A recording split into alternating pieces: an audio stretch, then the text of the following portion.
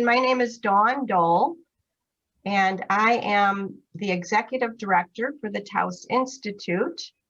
I want to officially welcome all of you to this Dialogue with the Author. The Dialogue with the Author is a series we do once a month to feature a book, and we're so excited about this series. It's a 6-month series that's focusing on the new SAGE Handbook of Social Construction Practices. And this call today is on section 5 of that book, which is the education, practices in education section. The Taos Institute is a nonprofit educational organization, and we work with social construction theory and practice, bringing academics and practitioners and researchers together to really explore and learn with each other all about how social construction helps us see the world and create the world we want to live into. And so with our focus on education today, we're really excited to welcome all the authors from this chapter. And before we jump into that, I also want to let everybody know we're so excited about an online virtual conference that's coming up. The Taos Institute is hosting it August 9, 10, and 11. And the title is Education as Relating. And so we're going to be exploring education and inviting people to share their practices that are new and innovative and really moving us away from the industrial model and, finding opportunities to really create collaboration and appreciation and relational practice in schools and education. So be looking for information on that conference, August 9, 10, and 11. And right now I'm going to turn it over to Thalia, who is the editor for this section of our book today. Hello, everyone. Thank you for being here. Well, to paraphrase the classical Western film, the education section was composed by the Magnificent 13. As a section editor, I was lucky to already have collaborated with Sheila, who's one of the overall editors, and Ken, who's one of the contributors of this section, in editing a Taos publication on education, which was called Educational Social Construction, Contributions to Theory, Research, and Practice. And moreover, 3 of the contributors to the education section of this handbook, Tom Billington, Gro Emerson Lund, and Ingeborg Mæland, had already shared their work in that first book. So our first endeavor 5 years ago was a preview to this one. The one missing in this collaborative work and sorely missed is our beloved Mary Gergen, who was there in the first book and was one of the guardian angels together with Sheila of the current education section. So I think Sheila should a little bit discuss her role in that work she did with us, which was very, very precious. Thank you, Thalia, and welcome everybody. This is so great to see so many familiar faces. On behalf of Mary, who we dearly miss and wish she were here today with us, and Emerson Rasera and Celiane Camargo-Borges, my co-editors of this volume, I just want to say that this handbook has been a remarkable experience. It has been a sort of a little laboratory of collaboration throughout the entire process, and at the same time also taking like an inventory of the Taos community and all that we share and the innovation in the practices that we all engage in. So it's been fascinating to share each author's contributions as we've gone through these dialogues. We've, as Dawn said, we've heard from sections 1 through 4 of the book. Today we're hearing section 5, the practices in education. It was wonderful working with Thalia, who is a tireless worker, I know from our previous engagement and collaboration. And she is a real collaborator. And I think the authors in this section would agree with me that she was really a wonderful editor, supportive, directing in gentle ways. And so this whole process has been really just such a joy. And as you'll hear, the chapters, in this section feature innovative practices all across the educational arena. And I will let Thalia introduce those topics to you. And I would just put an underline about the conference that Dawn introduced us to that is in August, and hope you will join us. Thank you. Thank you, Sheila. Thank you very much. As I was saying at the launching of the handbook, what is impressive about the field of education is that the innovative ideas education is grappling with currently are 100 years old. It is in the 1920s that Dewey, primarily as philosopher and also psychologist and an educational reformer, argued that effective education comes primarily through active participation in social interaction. He described traditional learning as imposed from the above and from the outside, while his view of the classroom was deeply rooted in democratic ideals, promoting equal voice among participants in the learning process. It's at the same time and in the same vein that Vygotsky, a developmental psychologist, saw the teacher-student relationship as an apprenticeship involving in a community of practice. These ideas were as radical when first formulated as they are today. Thus, the constructionist view of education's primarily aim to facilitate relational processes within which teaching and learning takes place is as topical as ever. I mean, our motto in the constructionist world is that there is no knowledge outside the relationship. Constructionist informed pedagogy is based on participatory, collaborative, and dialogic practices. Most of learning happens when students think, talk, solve problems, and negotiate collaborative in a group process. The same is true for their instructors. And in a collaborative situation, this is co-action, and power no longer resides within the instructor, as is the case with the traditional classroom. There is mutual engagement, whereby students and teachers actively participate in a process of mutual learning and meaning-making. Shifting from the monologic to the dialogic classroom involves a move from pedagogy of consumption of content that must be learned and then must be reproduced. And Freire describes this very nicely with the term banking education, to a pedagogy of creation. So these are the basic founding stones that our section is based on. Chapters in our section are grouped under 5 topics: school culture, appreciative pedagogy and school counseling, learning difficulties and learning disabilities, intercultural education, and evaluation.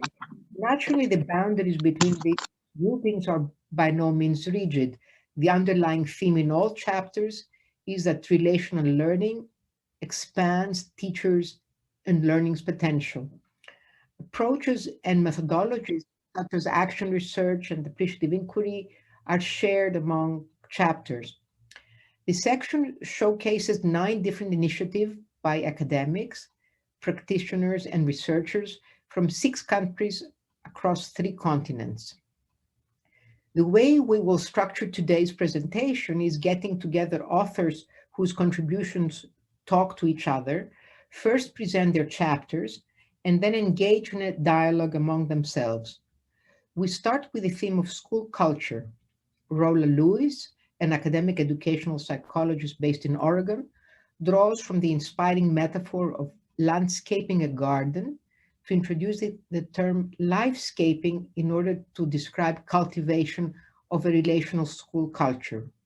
Gro Emerson Lund, organizational consultant and education specialist in Denmark, shows how this harmonious school culture can be transformed into a harmonious one. And Mike Williams, head of guidance and counseling at the Multicultural High School in New Zealand, together with John Winslade, an academic in counseling and guidance, introduced the technique of Undercover anti-bullying team as a mean of transforming student relationships. Dawn has spotlighted all of them, and the floor is yours.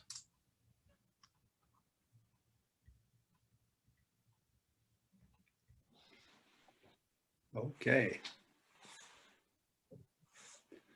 Rolla, do you want to start? Oh, yes, I will. I was waiting for that.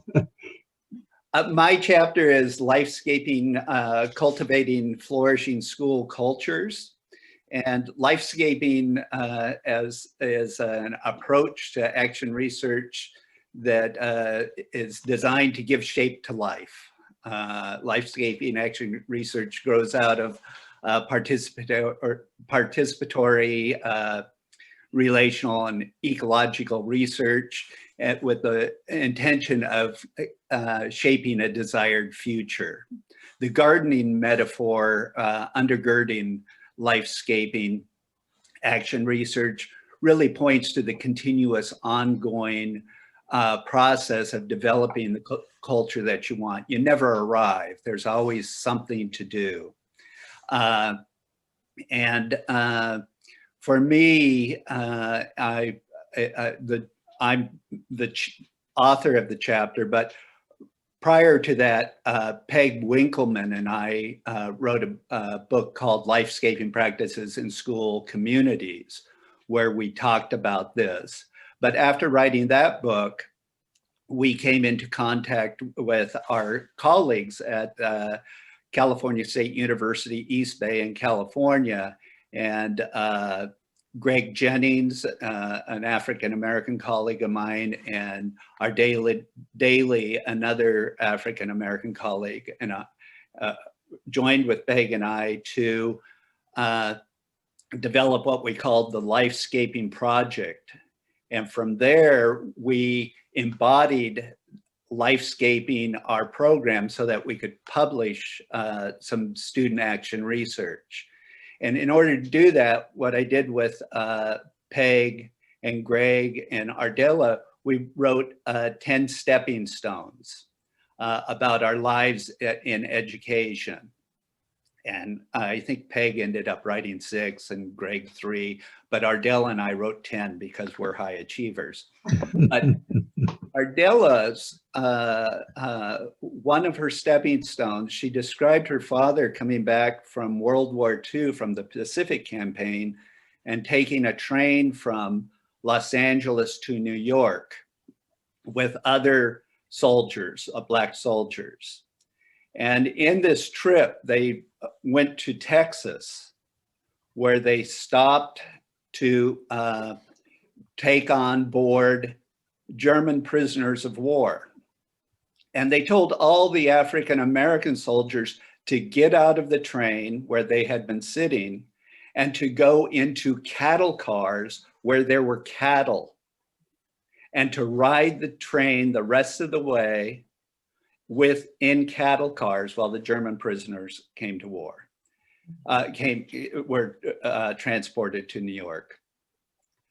We were, in reading that, it was such a shakedown. When we hear about George Floyd and other things, it was devastating to hear this and to hear the closeness of this story with Ardella. And we looked at each other and we said, this is about standing with others. We cannot allow for oppression. The liberation of any of us is the liberation of all of us. So from there on, our general theme in our Lifescaping project was to stand with. And actually that book got published as a World Share book with the Taos Institute.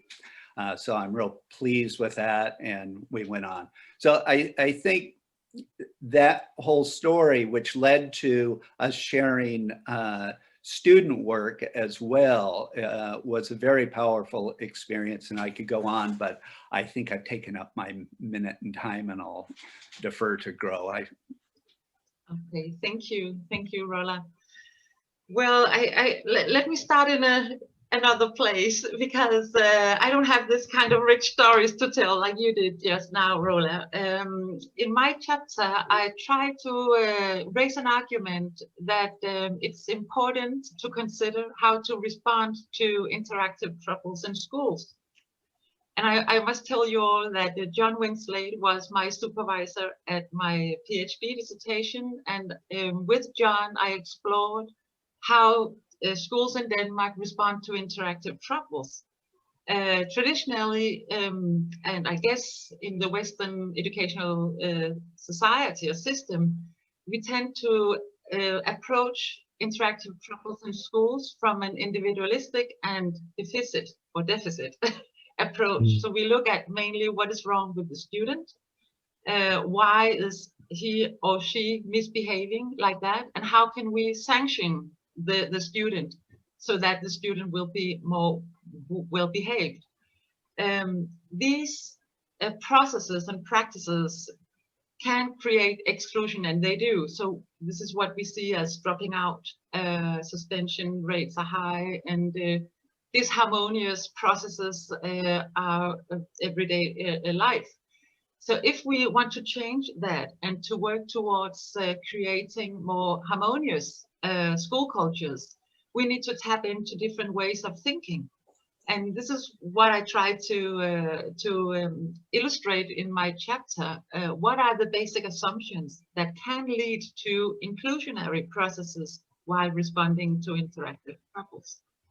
And I do that by referencing an action learning process that I did with the school in Denmark, and introduced to a specific case, the becoming of Sebastian, where a teacher, together with her colleagues, because this is something you do with your colleagues and not by yourself, she tries to figure out how she can put into action basic assumptions with inspiration from social constructionist ideas. And the case will show us that what she is doing actually repositions the student, so his behavior is not problematic anymore. And she discovers that he is actually quite smart. And this is just a little story, but if 50 teachers work together to do this for 600 students, and the way that you work with interactive troubles, tap into social constructionist ideas, relational practices, you may ultimately create a more harmonious school culture. So this is my aspirations with my chapter. Thank you. And I will give the word to Mike and John. Hello, Mike. Hi, John. Kia ora koutou, everybody. This is from New Zealand. That's what we say in the Māori language, is kia ora koutou, which means hello, everybody. But yeah, is this the time that I ask you your question, Grow, or do we talk about our work at this stage? I think you should talk about your work first. Talk about your work first, yeah. Okay. Well, do you want me to start, John, and you? Yeah, that's fine. That's fine if you start. All right. We developed these teams of students in the school to eliminate bullying, and this chapter grew from a book that we had previously published called Safe and Peaceful Schools, where we wanted to present a whole lot of ideas that would be useful for school administrators to address specific issues in schools and to solve the problems that inevitably occur in a high school. So Undercover anti-bullying teams were a specific intervention to address the most common problem is around the world of students teasing and harassing and picking on other students. The crucial idea of this is that it's a team approach. And in the team of students that have been selected by the person who has been targeted for bullying is included the 2 people that are doing the bullying, plus 4 others that are supporters and witnesses to the bullying. And they become a team to eliminate the bullying. And this started in 2004, and I've had over 50 teams running since then, and every one of them has been successful in changing the relational climate, not only of the team that are doing the anti-bullying work, but the school itself. And John helped me to understand what I was doing, and he talked about it and was able to put it into a theoretical perspective, and that made a lot of sense to me. He was constantly explaining to me what I was doing, which really helped me. And so this work is drawn from the stories of dozens and dozens of students in a high school. Okay, you, John? That's fine by me. Yeah. What I would add to it would be that the use of the undercover anti-bullying team in San Bernardino, where a further 90 odd of teams have been set up and run, and about 60 of those, or 70 of them, at the point of our writing, had completed the process of running a team, and they had been extraordinarily successful. So, Mike, can you say something about what the movement is that takes place in the school as a result of the running of these teams?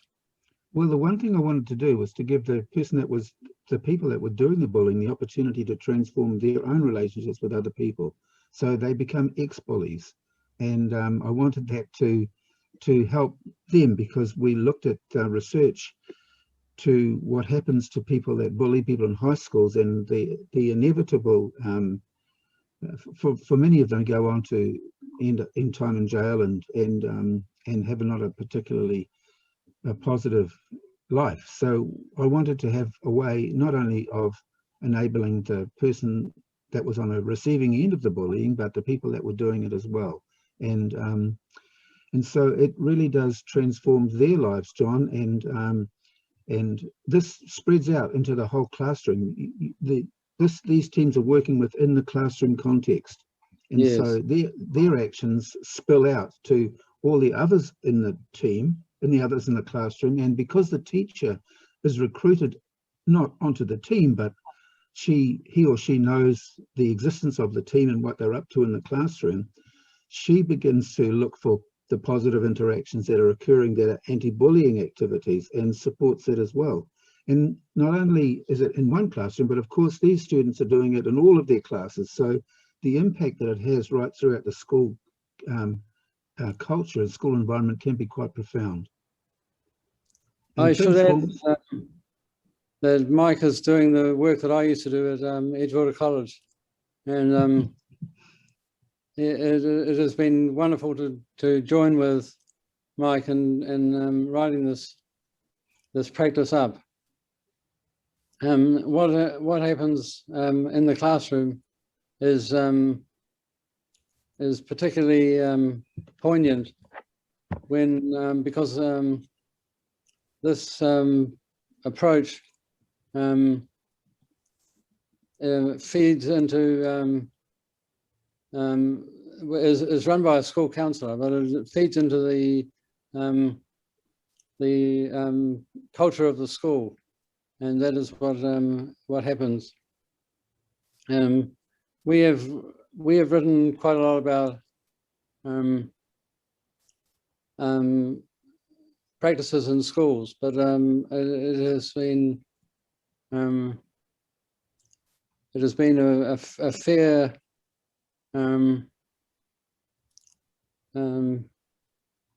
practice to revise the role of school counselling. And yes, yeah. Do you want to say something about that, Mike? Well, I do, and it's not just something that a school counsellor can do. That I don't think it requires any specialist training, except you've got to be very in tune with the whole concept of relational practices in a school.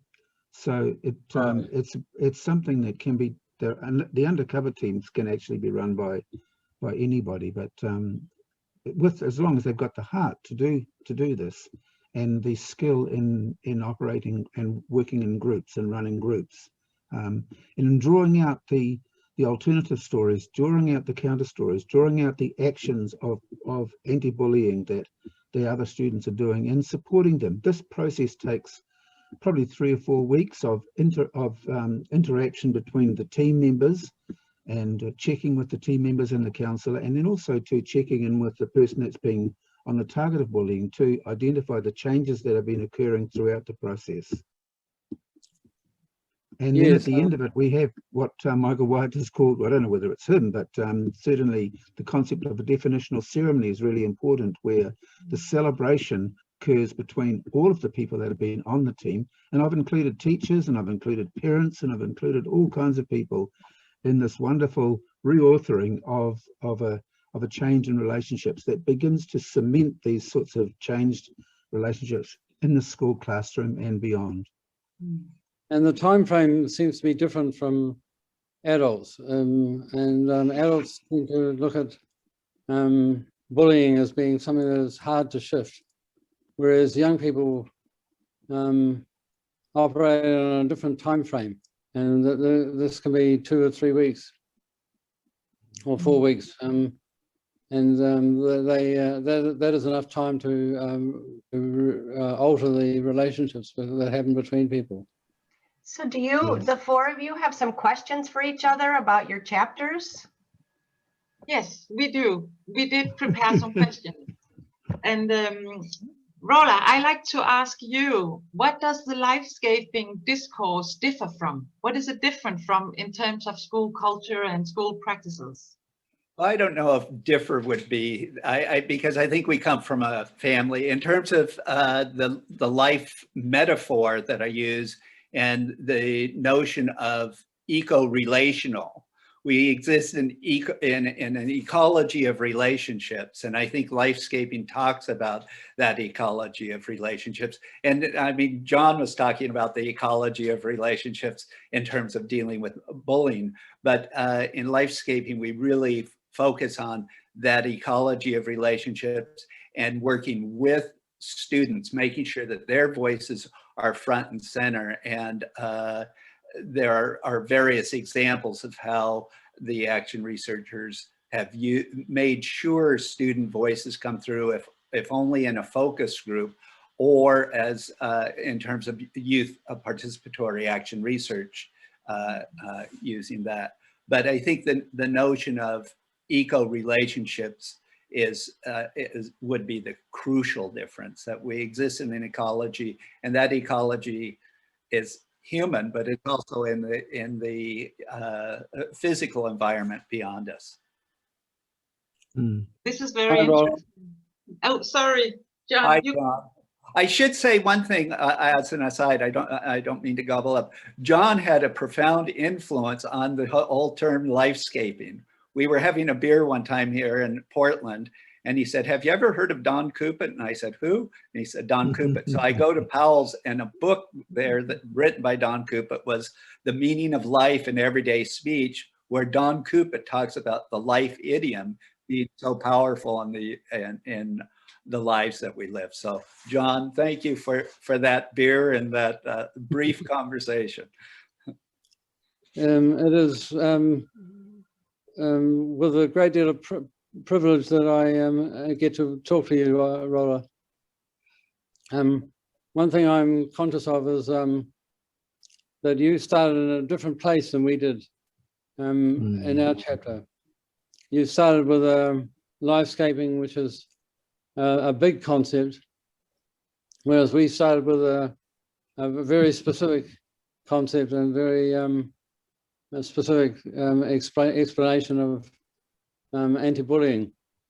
What I wanted to stress was that the book that Mike and I wrote did not focus on security. It focused on it focused instead on schools where the security is not an issue, and it has instead focused on schools where conflict is an issue, and on ways of dealing with conflict. Yes. Is this where I ask you, Gro, my question of you? Yes. Yes. Okay. Yeah. New Zealand schools don't have police and don't have security systems, and that they, by and large, we don't think that is, well, I can't speak for the education, but the Ministry of Education, but it's more important, I think, to transform the relationships in the school. Anyway, Gro, this is the question to you. What main ideas do you talk to school leaders about that motivates them to consider their own relational practices in the school in relation to school harmony? Thank you, Mike. Well, it's a large question because there are many great ideas to tap into and that can spark creativity. As an independent scholar and consultant, I do work with schools and with school leaders. And what I find is that they are highly motivated, at least when they get to talk to me, because I guess that's why they are seeking help or Yes. inspiration, is because they are highly motivated.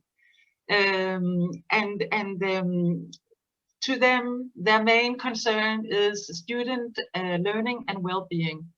And also the relationship to parents. How can they work with parents to support the school culture in positive ways? So just introducing some social constructionist ideas, it may be moving from a moral focus to an ethical focus. So instead of talking about morality and moral and right and wrong and sanctions and so on, we move the conversation to talk about becoming somebody of students and ethical concerns in terms of if we want to support student learning and well-being the best ways, what kind of conversations do we need? What kind of processes do we need? So small changes in focus and in language. If I am to pinpoint one thing, it's positioning theory. I find that really interesting to school leaders.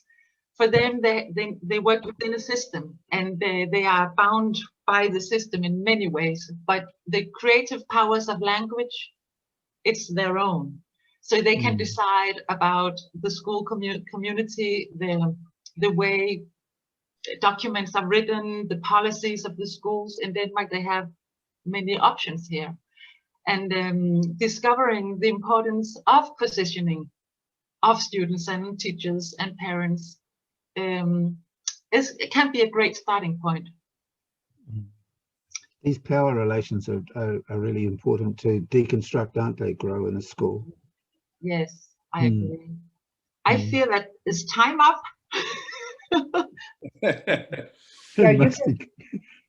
We can, you know, in the question and answer, we can go back to your main ideas. And I would like now to introduce the second theme, which is appreciative pedagogy and school counseling. And Ingeborg Mæland, who's a veteran practitioner working with marginalized youths, will show an expert from a film on Youth Invest School, which is in Norway, that is helping young people return to education after they've dropped out of school. And Don Dahl, who needs no introduction to the Taos family, and who has utilized appreciative inquiry, the strength-based approach to organization development, looks in her chapter into pedagogies that help educational communities operate as collaborative, appreciative, and experiential teaching and learning environments. So please, Ingeborg and Dawn, go ahead. Thank you very much, and hello from Norway. It's spring, and first of all, I want to thank you all for all this inspiring work you all share in the handbook, and all the work you have done with theories that has been the background for the work we have done in Norway in my school. And I have tried to describe the collaborative learning journey we have created together in my school to create the culture we wanted. And we started in 2005 and have gone an ongoing work since then, based on strategies and theories, especially from David Cooperrider's 5D AI process. And we have used this future firming, where we have used a lot of the theory from Ken Gergen's work and the relational understanding, and how important it is to decide what kind of future do we want to achieve. So this theory has made a huge difference for us, and I want to share small video clip with you, so you can see when one of my young learning colleagues are going to tell about one of our tools. But before then, I also will say that in order to create a school in which all learning colleagues can reach their potential, it has been important for us to learn how to create inviting and generative conversations, and to develop tools that are engaging, uplifting, and useful for all learning colleagues. And one of them, the things which we have been aware has been, it's depending on how a question is asked. The conversation can create friendship, you can feel energized, and it can generate new ideas or not. And we have trained and we have learned together in the organization since 2005. And I will just read one example, which I think is a good example when we work with young people who for a while don't want to come to school. So one of the example, it was a recent case. A teacher phoned a girl in the morning when she didn't come to school and said, "Where are you? I miss you. I think you have to come to us. We need you here, and we need your beautiful warm smile." And half an hour later, the girl turned up and said, "Here I am with my beautiful warm smile for you." And I think it's a good example how important it is that all the colleagues can use this appreciative and we wish you warm, you have to come. And the young people have taught us that if we ask them about the reason they don't come, they start to produce thousands of negative causes for not coming, and they will also develop negative feelings. So this is just one example, and now I will let my young learning colleagues, because we work very equal with our young learning colleagues, he will tell about one of the tools we have used for the whole organization, for teams, for the divisions, and for the young ones, and we call it roadmap, and it's about to create the future and which steps do we need to take to make the future we want. So this is Tim Philip. Anerkjennende samtale og veikart et styrkebasert prosessverktøy som bygger på teori fra professor Kenneth Gergen. Hos Ung Invest vi opptatt av at ungdommene skal få et positivt bilde av fremtiden sin. Gjennom anerkjennende samtaler tar vi utgangspunkt i ungdommenes drøm og lager et veikart sammen med dem. Dette et av verktøyene vi har hos Ung Invest, som et veikart, hvor vi ser for oss vår drøm gjerne 5-10 år fremover i tid. Da ser vi for oss hva vi jobber som, hvor vi vil bo, hvordan det ser ut der vi bor, hvordan man har innredet leiligheten sin, hvem man bor sammen med, og hva man driver med på fritiden. For eksempel så ønsker jeg å drive med trening og friluftsliv, venner og menighet. Jeg ønsker å jobbe som psykolog, og ønsker å bo i en moderne leilighet. Så vi tar for oss liksom hele livet da, for alle sider av hvordan vi lever om 5-10 år. Så tar vi for oss de skrittene vi nødt til å gå fremover i tid, fra små steg. Vi begynner da på bunnen her, og nærmer oss sakte oppover den drømmen vi ønsker å oppnå. Så det kan være små ting, som å gjøre lekser, eller å stå opp hver dag og gå på skolen. Øve seg på ting som å spare penger, eller være mer med venner. Så har vi også de skrittene i utdanningen, som viktig for å oppnå den jobben vi ønsker. Som at jeg nødt til å fullføre videregående skole, videre ta årsstudium i psykologi, før jeg kan gå videre på profesjonsstudiet i psykologi. Det som viktig med å ha en slik drøm, det at drømmer gjør at vi ønsker å jobbe videre mot noe, for eksempel i skolen. At vi har noe å stå opp for hver dag, noe å jobbe for. Det å visualisere drømmen så konkret på den måten gjør også at jeg kan ta en titt på det her hver dag og motivere meg selv til å jobbe med skolearbeid. Det å drømme veldig viktig. Det gir oss både håp og glede og en tro på en god fremtid. Når man skaper et tydelig bilde på fremtidsdrømmen sin, sånn som Tim Philip, kan vi koble opplæringen som skal foregå opp mot den drømmen. Det gjør læringen konkret og relevant for ungdommene, og de kan starte å finne ut hvilke grep de kan gjøre akkurat nå for å nå drømmen sin. Veikart og brosjyre med veiledning kan kjøpes I vår nettbutikk. Ønsker du opplæring I styrkebaserte verktøy og organisering? Yes, so now I will let you, Dawn, tell about your article, and I enjoyed it very much. Thank you, Ingeborg. So my chapter is really focused on pedagogy. I chose an appreciative pedagogy, collaborative, and project-based learning or experiential learning pedagogy. And I kind of do a short description of each of those towards the beginning of the chapter, and then I delve into 5 different examples that really bring all 3 of those different learning pedagogies into into the example. So one of the examples was with a science teacher from a low-income school up in Minneapolis, and the entire school is based around the project-based learning. It's for students. It's an alternative learning school. And the school is required to follow the state standards, just like every other school, but they do it in a way that the students are completely involved in creating their own educational path. Their motto is "The world is our classroom," and they create experiences with the students leading the creation of that with each other that focus on real life things like traveling, big trips, to do science studies and study trips and building things and critical thinking and working with the community on change projects that the students feel are important. So they're really living out John Dewey's quote where he says, "Education is a social process, education is growth, education is not preparation for life, education is life itself." And they also use what's called a transformational outcome rating. They don't do regular grades with the students. They have the students participate throughout their project with what this transformational rating system is. And the students do it, the teachers do it, and then they come together and talk about it. So it's really a collaborative process, and I just loved that example.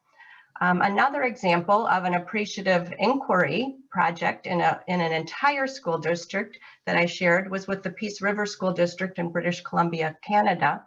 And they were having an issue with their district of overgrowth. They were just running out of space. So the superintendent and the assistant superintendent, I think one of them is on the call today, Leslie,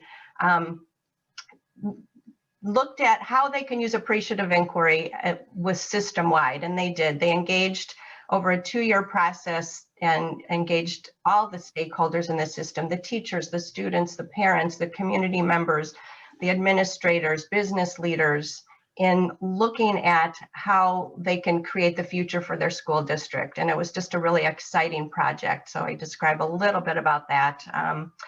Another example that I brought in was a high school, again, an alternative high school that really works from a social constructionist perspective. They do all the teacher training at the beginning of the year on collaborative and dialogic practice and what is social construction, how do they bring that theory into their work with the students in the classrooms. And this one particular example is a course called Collaborative Leadership, and the teacher of that and the designer of that course really works with the students with a dialogic and collaborative perspective. She starts every class with open questions that create inviting dialogue. And then as the students get comfortable hosting these kinds of conversations with each other, she invites them to create a project for the entire school where they're leading a dialogic process, a collaborative process with the entire school. And I think I'm out of time. So there's a couple more examples in the chapter, and I invite you to read the chapter to get those examples and just think about ways that if you're working in schools and educational settings, how can you bring in the collaborative and the appreciative and the experiential learning pedagogies? It's an exciting process, and it's one we can all bring into our work. So Ingeborg, I'm going to ask you a question about your chapter, because I know so much about your school that you've been working with for 15 years. And it is an amazing place, and you're doing just absolutely amazing work with the students.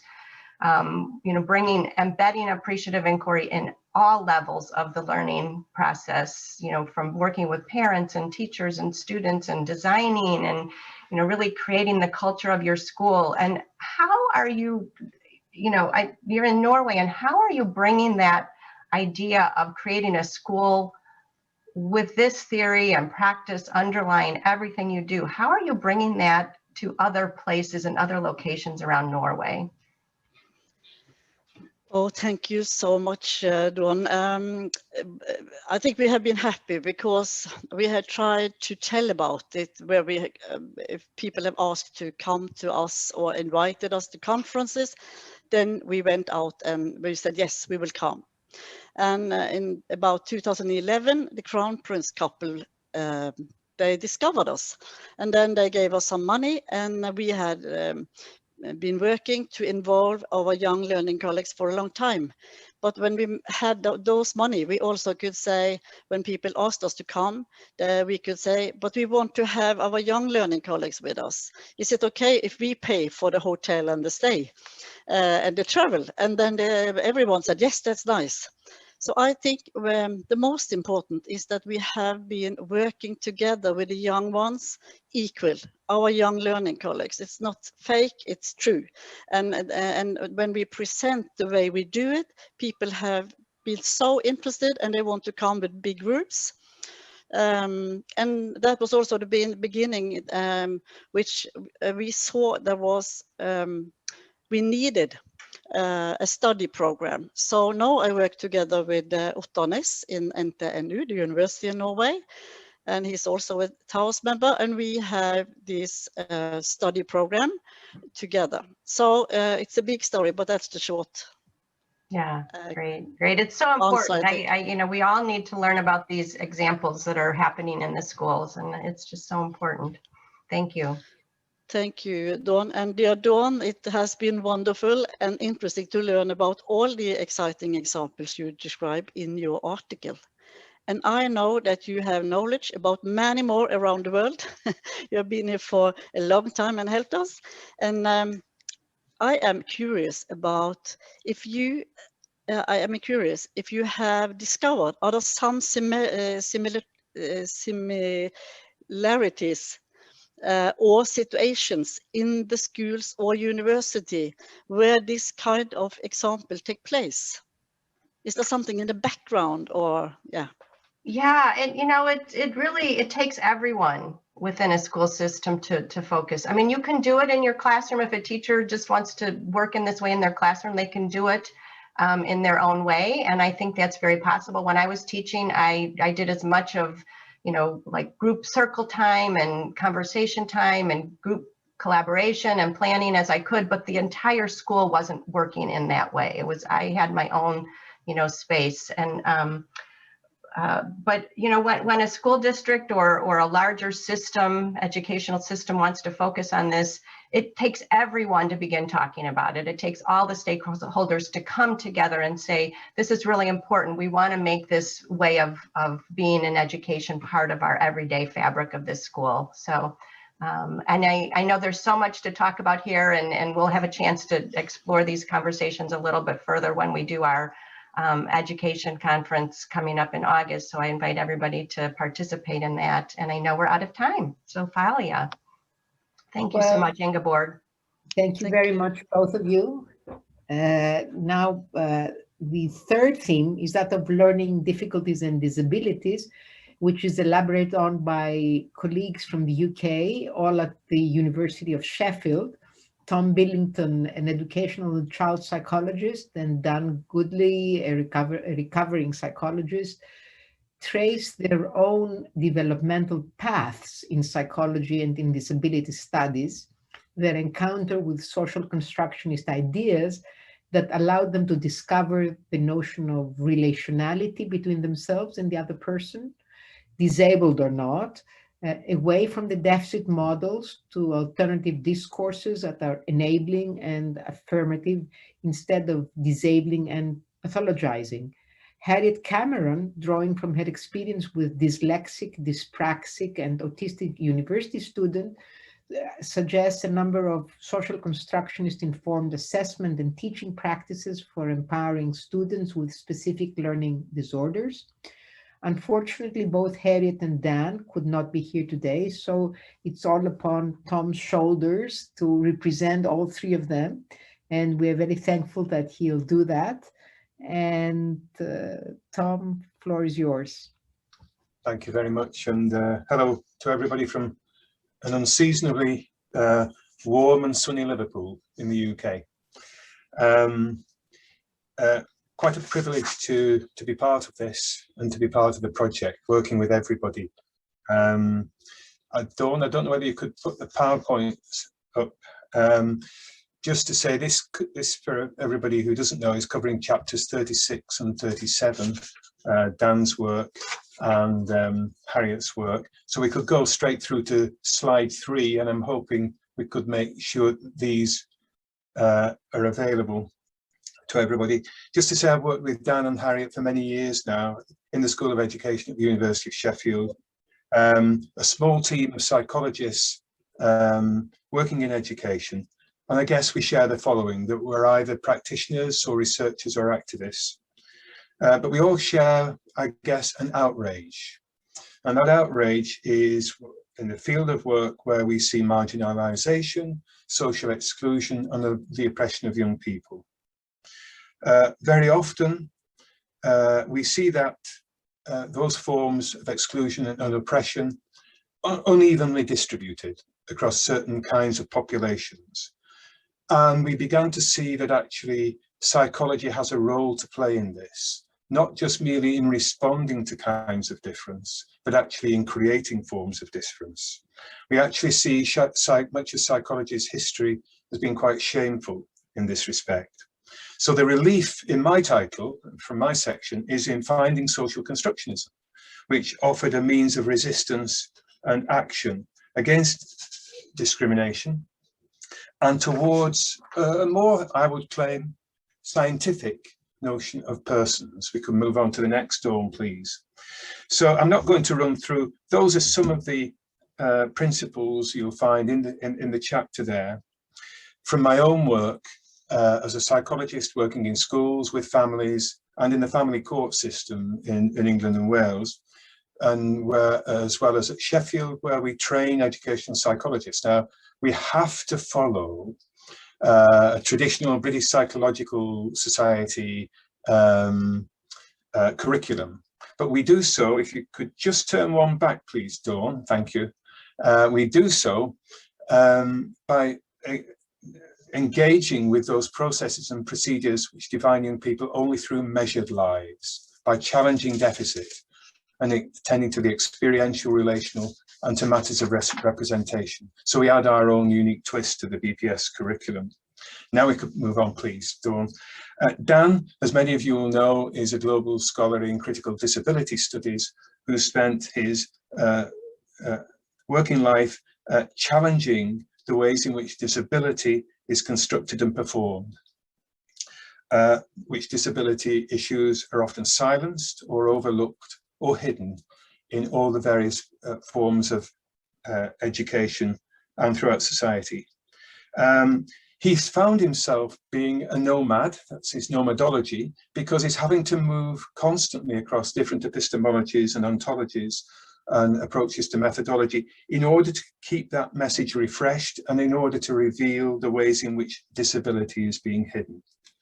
And in doing so, destabilizes, hopefully, forms of psychology, psychologization and medicalization. Can move on to the next. Harriet's work, again, has a very practical link, that her work is within higher education and those young people in higher education who struggle with forms of literacy. And so Harriet's work originally as a tutor with young people, and then as a researcher, looking into the ways and using social constructionism as a way of contributing to, for example, to diagnostic processes and shifting the power basis in terms of legitimacy. But I guess if we move on to the next one, which is virtually the last slide, I guess. And in effect, social constructionism doesn't make sense without people. And so I wanted to finish with a story. Some of the aspects of stories are very similar to issues raised by colleagues, connecting with colleagues, and it relates to a piece of family court work that I've been involved in. Family court in the UK is young people in care who suffer various forms of harm and abuse. And what's required of me is to do an assessment. And I found social constructionism very helpful, insightful as a way of engaging in those assessments, because the questions often invite deficit versions of young people. So I found I take great pleasure in challenging those deficits and actually seeing where we can work towards positive solutions. Using narrative and relational approaches. Narrative, past, Jerry's past was full of horrendous situations. Parents with profound and significant mental health issues, family breakdown, his own developmental delay, speech and language problems, learning difficulties, diagnosed as autistic at the age of 7. Just about manageable until the age of 12, where a whole cycle of events, we think, triggered by a change of school to high school. I won't go through the events, but they involved him in ultimately self-harm, selective mutism, doubly incontinent, and extremely violent. Violent to the point at which he had to be deprived of his liberty and took a number of police officers to restrain him and put him into a secure hospital. So I was asked to do an assessment a few months later of this young man. And so what I did was establish a working relationship with the care workers who were working with him in order that I plan how to do the assessment. And without their help, the assessment would have been highly unethical. What I found there was care workers who'd established a relationship with him that facilitated me developing a mini relationship with him. So that the first time I met him, he was sat on the floor, totally covered in a blanket. But eventually, after a while of just sitting there in his presence with the care worker, he eventually went under his blanket, put his hand under his blanket again and pulled out a teddy, which showed basically he was willing to communicate with me. And from then on, there was some degree, we moved on gradually over a period of time, such that I learned that he could write, he could spell, and that he was very articulate. So what was he doing in the end? Well, he was actually contributing to the court process about the decision making, because he was able to write his own script about the questions that should be asked of him by the court.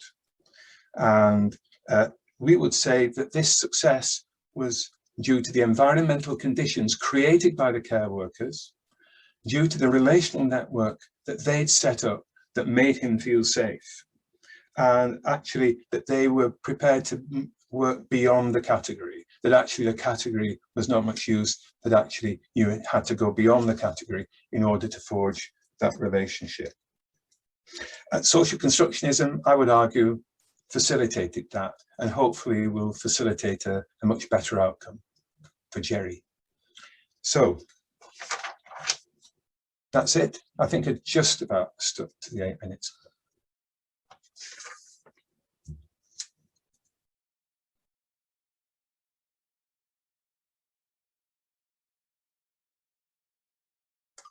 I think you'll have to unmute, Talia. Thanks a lot, Tom. Thank you very much. And thank you for representing the rest. And later, Tom and Ken and myself will engage in a dialogue, because we're all 3 lone authors. The next 2 themes are the themes of intercultural education and evaluation. And it's only single authors under this category. So I will be discussing intercultural education, and Ken will be discussing education representing his co-author, also Sherto Jill, who's not here today. I I will go first and speak about subordinated minority learners from diverse language and cultural backgrounds. And Ken will close and talk about educational evaluation through a relational perspective. Ken and Chertos recently published a book on this topic with the provocative title Beyond the Tyranny of Testing, and they propose a radical alternative to measurement-based assessment, which is based on an inspirational conception of schools as sites of collective meaning-making and profess a relational orientation to evaluation. So I'll go now and talk about intercultural education and minority learners. Multiculturalism and intercultural education in particular is a topic of increasing heated controversy across national boundaries and disciplinary perspectives, such as philosophy of education, politics, education policy, linguistics, and pedagogy. With a mounting number of displaced people, the controversy is encapsulated in the dichotomy expressed in the perennial debate of assimilation versus integration, on whether minority students' cultural and linguistic diversity is a potential resource rather than a problem, and on whether school failure is the result of deficit in the individual minority child or a matter of societal power relations impinging upon the educational and societal structures. My contribution to the volume is informed by Freire's liberation pedagogy, by the Bakhtinian construct of dialogue, by Jim Cummins' approach to bilingualism, and above all, social constructionist ideas as to the value of relational learning, favoring dialogue and collaboration where students come to understand in action the significance of relational processes in education. Relations of power in the macro interactions of the wider society, ranging from coercive to collaborative, influence the micro interactions between educators, learners, and their communities. When coercive power relations prevail, those who are dominant exercise power to the detriment of the subordinated. Schools are dominant structures that very often deny subordinated minority groups their cultural identity. While when collaborative relations prevail, students are empowered to achieve more. Teachers learn from their culturally diverse students, and the acquisition of knowledge and formation of identity are negotiated. Power is created and shared within the interpersonal space where minds and identities meet. In the chapter, I draw examples of international interventions that offer minority students an empowering learning environment. And such examples are transformative experiences in bilingual education programs in 3 schools around the world. I've mentioned some of these examples. One is in New Zealand, in the US, and Europe. I mentioned techniques engaging minority learners in identity-affirming literacy, techniques that promote collaborative intelligence, focusing on the social nature of learning. Another example I place more emphasis on is a project with the Muslim minority children in Greece. It's a historical territorial minority that it's a project that I have co-directed for 22 years. And I highlight the challenges we faced intervening in formal and in non-formal education structures and in engaging the entire community, contributing thus to the reversal of these groups' disempowerment through dialogue and collaboration. I may go into some specific example later in the dialogue between us 3. And now I would like to invite Ken Gergen to talk about evaluation. Thank you, Ken. We can't hear you. We can't hear you. You've got to unmute yourself. You've got to unmute yourself. You're muted. Ken, you're muted.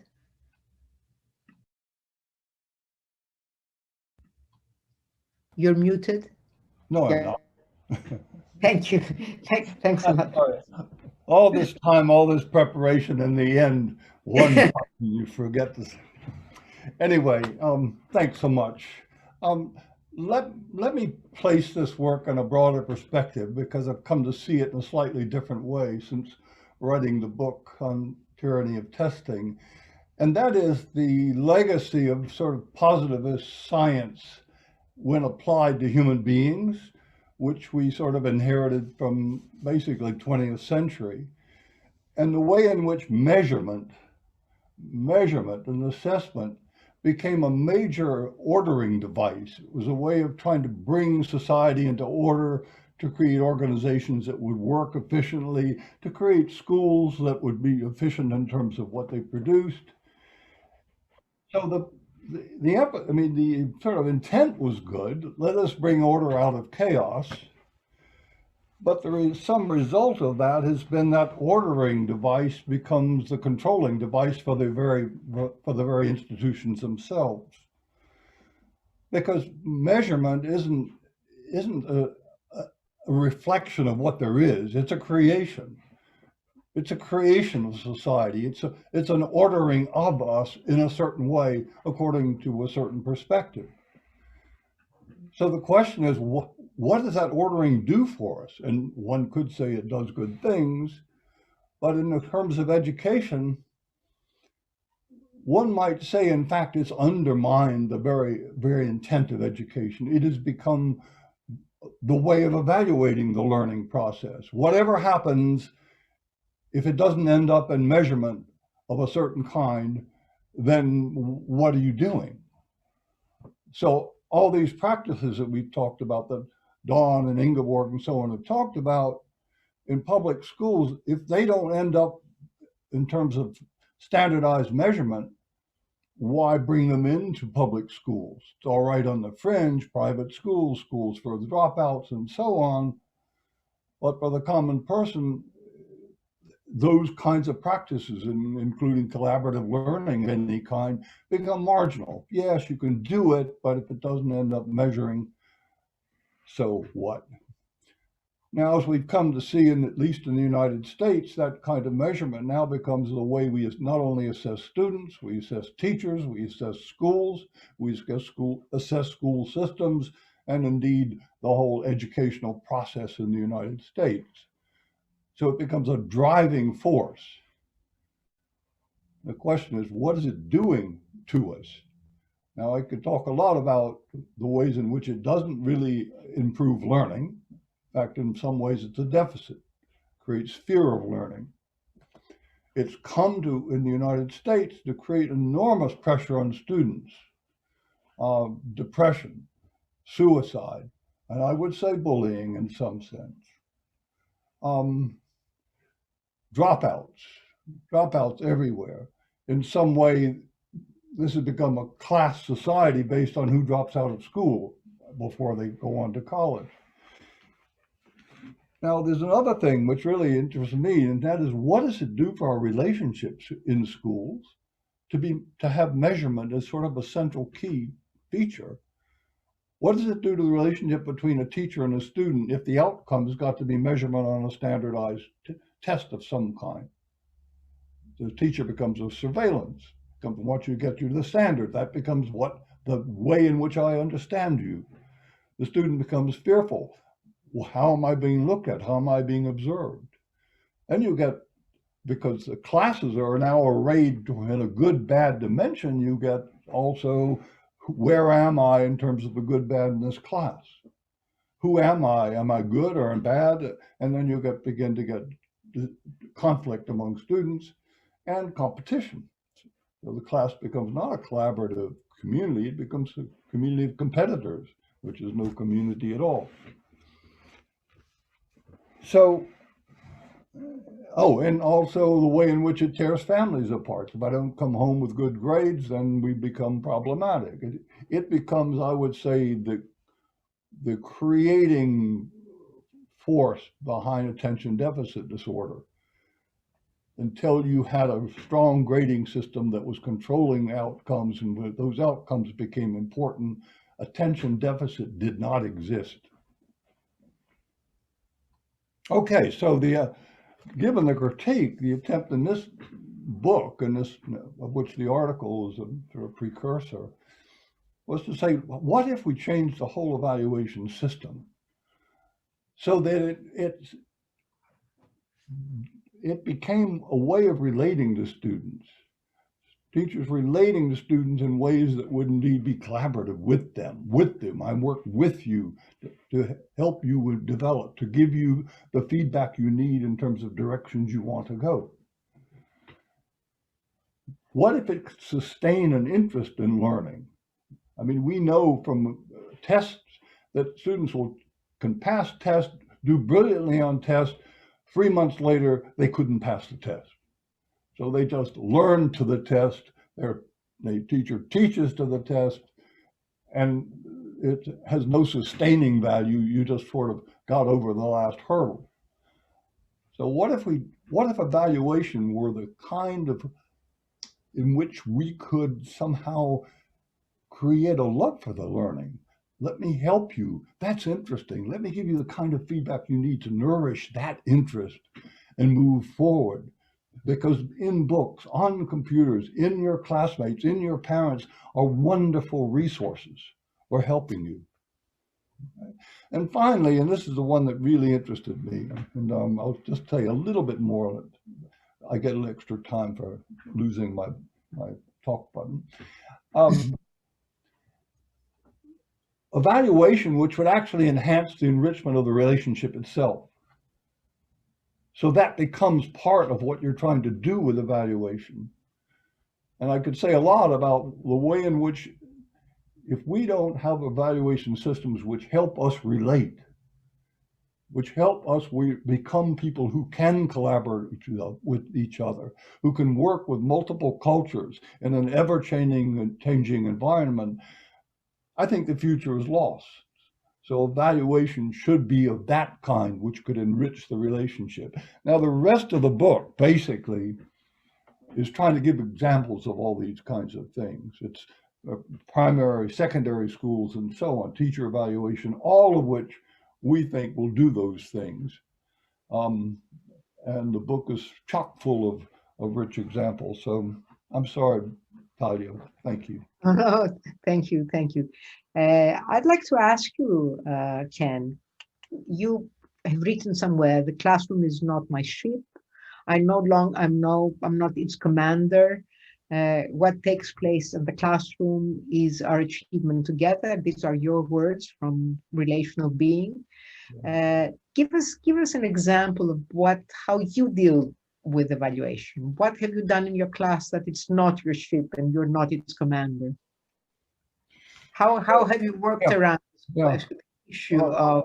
I'll give you one example, and I've tried a lot of them, and these are university classes. But one of them is, rather than giving a term paper, because everybody has written those and written those and written those, we have a term dialogue.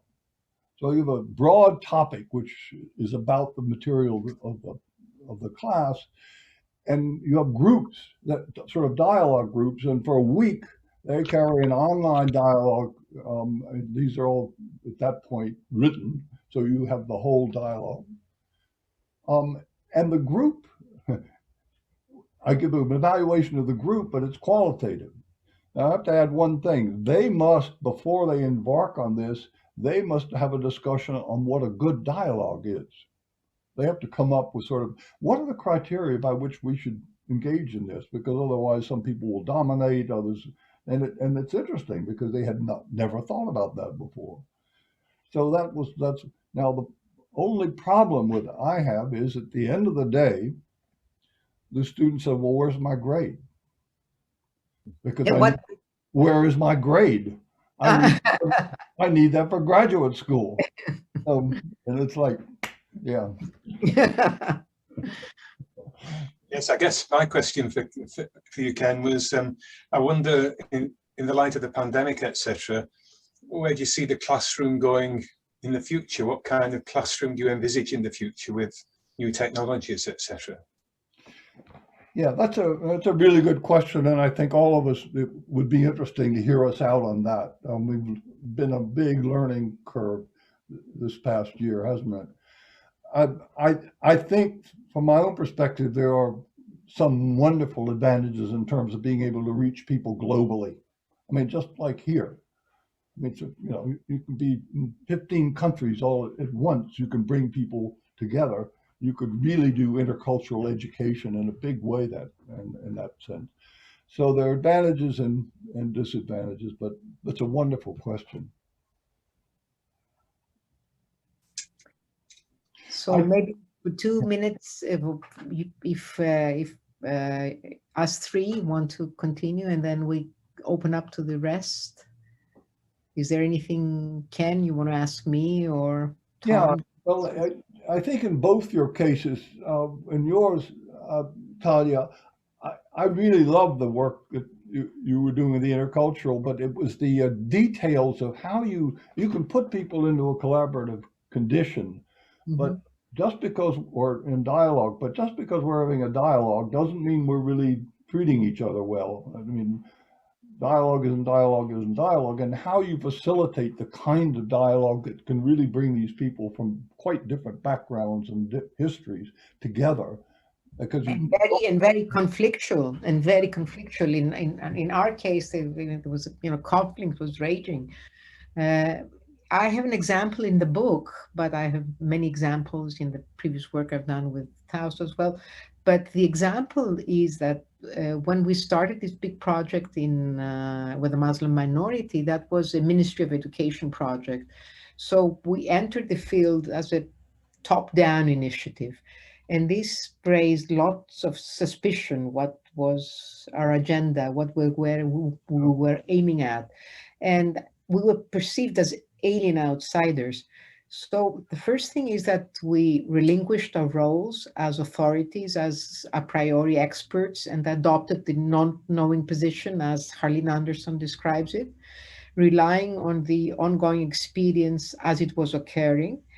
And we held small group discussions with the entire teacher population before anything else. So we engaged in conversation with small groups with 500 teachers for 2 weeks, morning to late afternoon. And these were small groups that were either mixed groups, sort of members of the minority and members of the majority. And then there were groups only minority and only majority, all sorts of combinations. And we practice active listening to what was said and what was not said in order to chart their understanding of their role as teachers in this particular situation. And the thing is, it was dialogue, but for a very long time, it was really parallel monologues that were the dominant discourse. And we were witnessing what Bakhtin calls monologism in action. And somehow it was denying the existence of another consciousness, of another I with equal rights and opportunities. And it took us a long time, a very long time, to navigate through this conflict. And our task was to move from monologism and invite all parties in the dialogue. So all stakeholders. So it was students, it was teachers, it was families, it was the entire community, teachers associations, local administration. So the more people we brought in, the more the complexity, but somehow with this complexity, trust was starting, building. And although it was very complex in the beginning, it sort of magically became less complex in the sense that when trust started building, then people were much more free to engage in that dialogue and much more creative and much more and less inhibited. So that was the very first thing when we started this work 22 years ago. But this same process of dialoguing took place all the time for 22 years, but because it was moving and it was developing, it's not something that you're done with once and then you're done with. It's something that you have to be vigilant and know that there is more and more and more to it. And the more you dig, the more you find and the more richness you get. So, I mean, that's just an example. I have many, many, many examples. Gro's been checking the chat. Are there any questions coming in from the chat? Yes, there is. I have one for you, Rola. Are you ready for this? Anne McCormish asks you, could you weigh in on the matter of school security in the US? You said something about that in your presentation. Could I weigh in terms of school violence and that? Because yes. I really would think that, and I don't have, outside of research and action research involved with bullying behaviors, and there are examples of that, the general theme of violence, I would think would be a really great action research topic that would involve kids, teachers, administrators. What can we do here? Rather than bringing in the outside expert who's going to come in and tell everybody, here's what we're going to do, or some of the screening that goes on. I mean, you have to involve the community in addressing that, and not via action research, but in the schools that have really addressed that, they've set up things where they create the school as more of a community. I don't know if that really answers the question, but for me, my answer is usually, let's involve everybody. Let's do the action research. Let's see what works. Move this along a little bit. It won't work out perfect the first time, but we'll continue it. And I think it has to be a concerted effort to build community and that whole notion of eco relationships and caring relationships that I talk about. I'll leave it at that. Okay, thank you. Let me see. I'm not sure that there is, let me see another one. No, I didn't pick up on another question here. Let me see. But the person who's asking is actually talking about gun violence and the production of fear in schools. Let me just read up the whole question here. We have a major problem with gun violence and related reactions and overreactions, which along with COVID restrictions is generating significant fears from students who no longer wish to physically attend to a schoolhouse. And the person continues, I've met with some who describe, for example, their standard school evaluation drills, which by themselves terrified me. So the students are learning more than simply the curriculum. The framework of safety in school is simply shattered.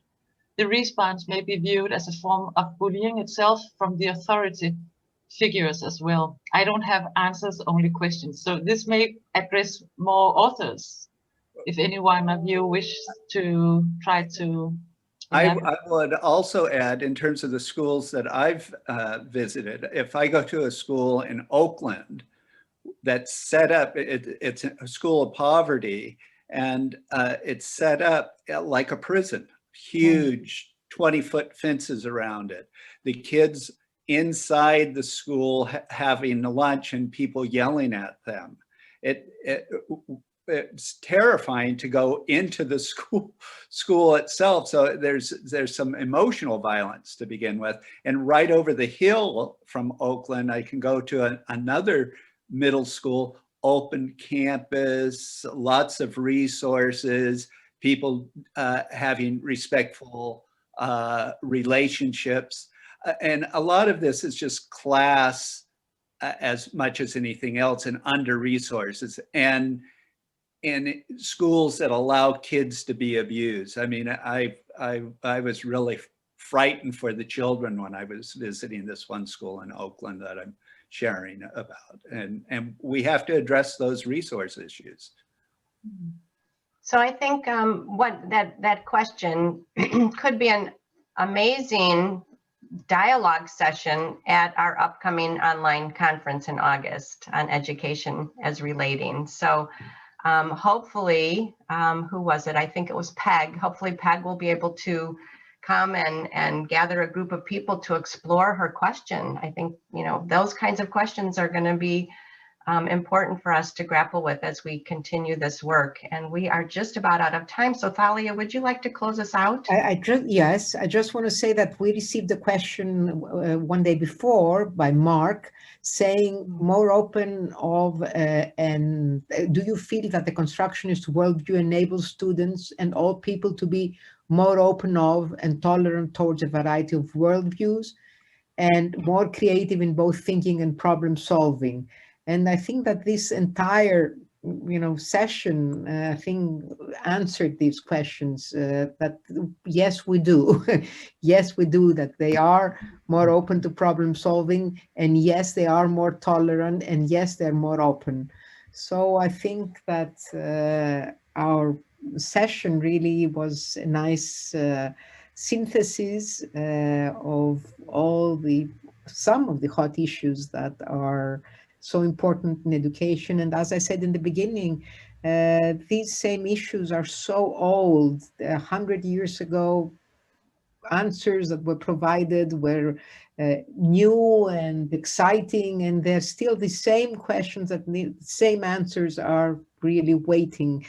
And in a way, we've done very little progress, overall, very little progress.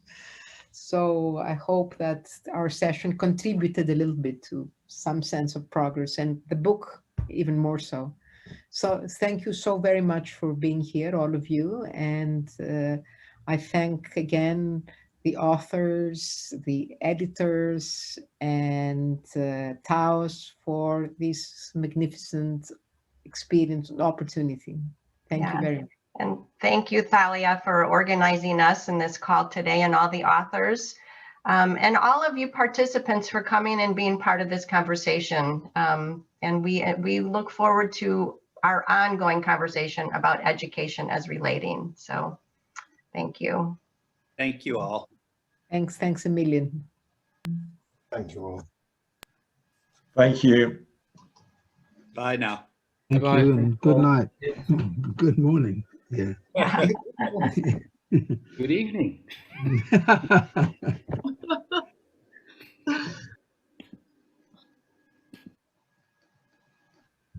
The messages are wonderful.